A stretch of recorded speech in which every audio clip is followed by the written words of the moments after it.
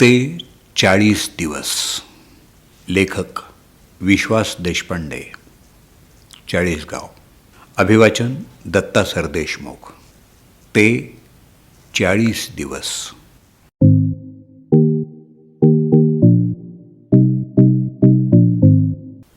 1 मे 2023चा दिवस.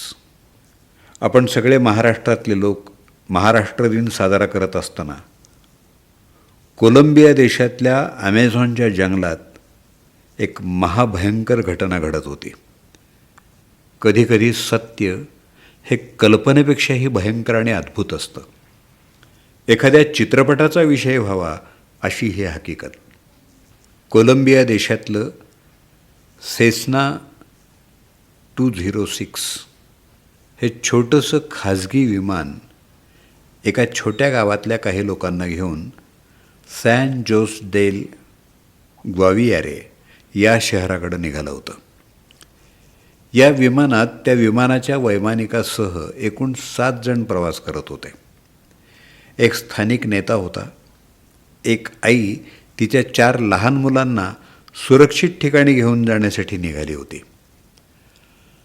ॲमेझॉनच्या जंगलातले तिथल्या सशस्त्र टोळ्यांच्या दहशतीपासून सुटका करून घेण्यासाठी त्यांना आपलं गाव सोडणं भाग पडलं होतं.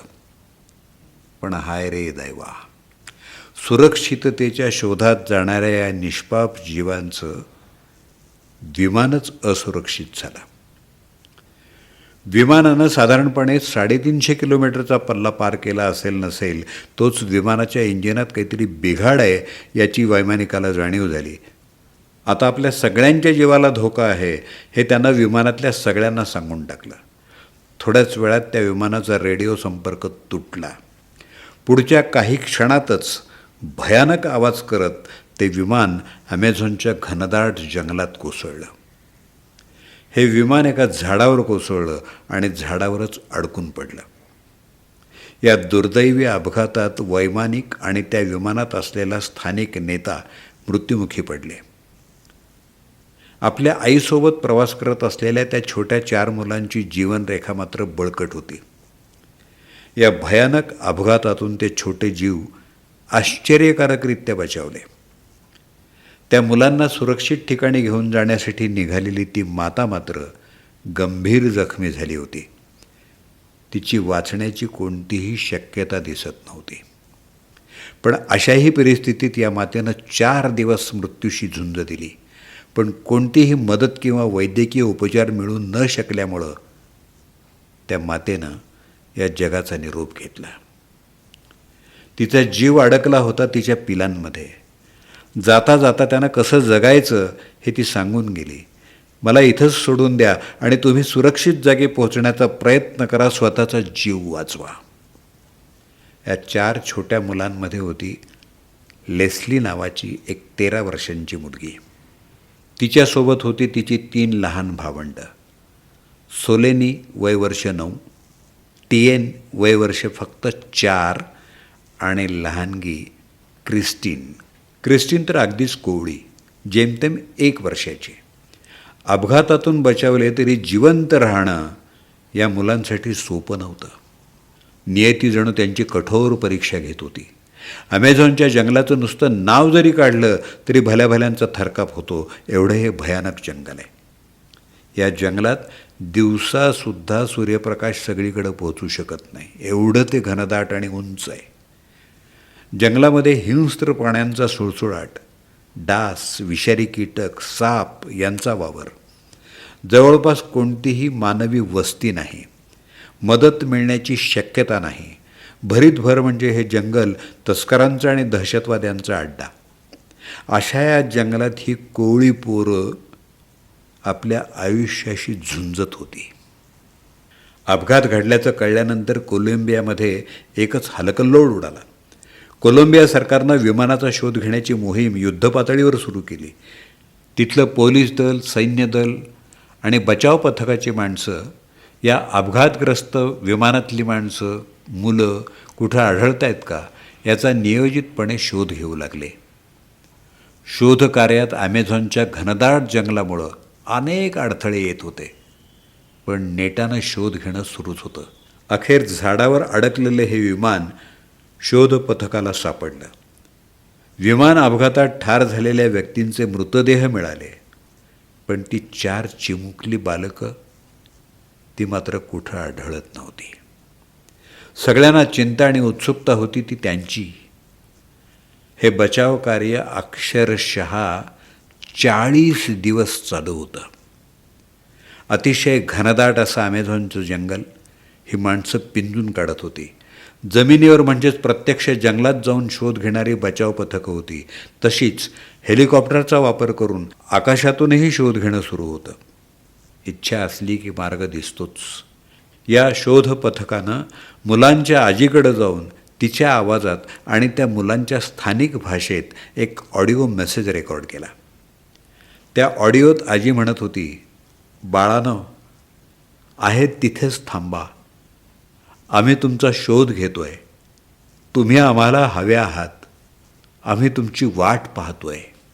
हा आजीच्या आवाजातला संदेश ती शोधपथकं मुलांसाठी मोठ्या आवाजात प्रक्षेपित करत होती. ती मुलं एकाच ठिकाणी थांबावी आणि त्यांना शोधणं सोपं जावं हा उद्देश होता.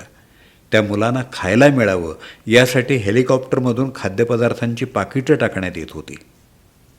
इकडं या बालकांचा आयुष्याशी लढा सुरू होता. तशी 13 वर्षांची लेस्ली लहानच, पण आता ती सगळ्या भावंडांमध्ये मोठी होती. आपल्या लहान भावंडांचा सांभाळ करण्याची जबाबदारी नियतीनं तिच्यावरच टाकली होती. लेस्लीनं धीर एकवटला आणि निश्चय केला की या परिस्थितीतही आपण आपल्या भावंडांना वाचवायचं. जगायचं आणि जगवायचं तर खाण्यासाठी काहीतरी व्यवस्था करणं भागच होतं. सुरुवातीला विमानातून खाली पडलेल्या अन्नावर त्यांनी कसेबसे दिवस काढले. पाण्याचा शोध घेतला. जंगलातली फळं खाणं तसं धोक्याचं होतं, कारण काही फळं विषारीही असतात. पण लेस्ली जंगलकन्या होती, आदिवासी जमातीतली होती. जंगलात कसं राहायचं, आपला बचाव कसा करायचा, काय खायचं आणि काय खायचं नाही याचं ज्ञान तिला लहानपणापासून मिळालं होतं. अवघ्या 1 वर्षाच्या क्रिस्टिनालाही सांभाळण्याची जबाबदारी तिच्यावर होती. लेस्ली आणि तिची भावंडं नियतीनं घेतलेल्या कठोर परीक्षेत यशस्वी झाली. 40 दिवस या मुलांनी जीवन मरणाचा लढा दिला होता. कशी राहिली असतील ही मुलं? त्यांनी काय खाल्लं असेल? पाण्याची तहान त्यांनी कशी भागवली असेल? केवळ 1 वर्षाच्या बाळाला त्याने कसं सांभाळलं असेल? असे अनेक प्रश्न आपल्याला पडतात. इकडं शोध पथकाचं कार्य सुरूच होतं. स्निफर डॉगसह 150 सैनिक या मुलांचा शोध घेत होते. अखेर त्यांना या मुलांच्या काही खाणाखुणा मिळायला सुरुवात झाली.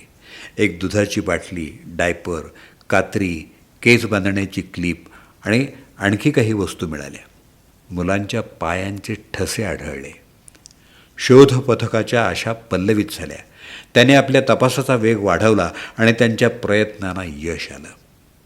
4ही मुलं आश्चर्यकारकरित्या त्यांना जिवंत मिळाली. त्यांच्या आनंदाला पारावार राहिला नाही. कोलंबियाचे राष्ट्राध्यक्ष गुस्ताव पेट्रो यांनी ही आनंदवार्ता जाहीर केली. ते म्हणाले, इतक्या भीषण परिस्थितीतही ही मुलं 40 दिवस जिवंत राहिली हे एखाद्या चमत्कारापेक्षा कमी नाही. ही मुलं राष्ट्राचे भूषण आहेत. या मुलांना त्यांनी चिल्ड्रन ऑफ कोलंबिया म्हणून जाहीर केलं. अत्यंत विपरीत परिस्थितीत राहिल्यामुळे ही मुलं कमालीची अशक्त आणि आजारी झाली होती. त्यांना पुढच्या उपचारासाठी कोलंबियाची राजधानी बोगोटा इथं नेण्यात आलं. या घटनेला आपल्या मनोवृत्तीप्रमाणे केवळ देव तरी त्याला कोण मारी असं म्हणून सोडून देता येणार नाही. या घटनेत मुलांची जगण्याची दुर्दम्य इच्छाशक्ती तर आहेच, पण विपरीत परिस्थितीतसुद्धा जीवन जगण्याचं जे ज्ञान आणि कौशल्य त्यांच्याकडे होतं त्यामुळं ती जिवंत राहू शकली. ही घटना आपल्यासमोर अनेक प्रश्न उभे करते. आपल्याकडची मुलं समजा अशा विपरीत परिस्थितीत अपघातानं सापडलीच तर कितपत तग धरू शकतील? आपण मुलांना शालेय शिक्षण देत असताना अशी काही कौशल्य शिकवतो का? पूर, भूकंप, आगीच्या घटना, रोगाच्या साथी, दुष्काळ आणि अन्य काही नैसर्गिक आपत्तींपासून बचाव करायचं आपण त्यांना शिकवतो का? आपण त्यांना फक्त पुस्तकी किडे बनवत नाही ना? घोकंपट्टी करून परीक्षेत उतरवलेलं ज्ञान अशा परिस्थितीत कितपत उपयोगी ठरू शकेल? आपण मुलांमध्ये पोहणं, झाडावर चढता येणं, सायकल चालवता येणं, आपल्या वाहनाची दुरुस्ती करता येणं, जंगलातल्या वनस्पती आणि फळांची माहिती असणं, पाण्याचा शोध कसा घ्यायचा यासारख्या गोष्टींची कौशल्य विकसित करतो का, असा प्रश्न आहे. दरवर्षी वेगवेगळ्या सहलींमध्ये अनेक विद्यार्थ्यांचा पाण्यात बुडून मृत्यू अशा प्रकारच्या बातम्या आपण वाचतो. घनदाट अरण्य, वाळवंट इत्यादी ठिकाणी हरवण्याच्या घटना घडू शकतात. असे प्रसंग सांगून येत नाहीत. अशा प्रसंगी साहस, प्रसंगावधान, जीवन जगण्याची दुर्दम्य इच्छा, आलेल्या प्रसंगाला तोंड देण्यासाठीची सकारात्मक आणि कणखर मानसिकतेची आवश्यकता असते. कोलंबियात घडलेल्या अशा घटना आम्हाला विचार करायला प्रवृत्त करतात. प्रश्न असा आहे की आपण त्यापासून काही शिकणार का?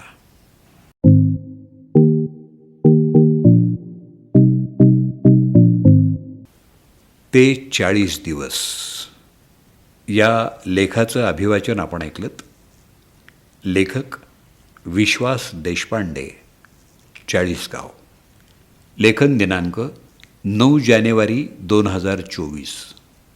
प्रतिक्रियेसाठी मोबाईल नंबर 9403749932. अभिवाचन दत्ता सरदेशमुख. 8329730186.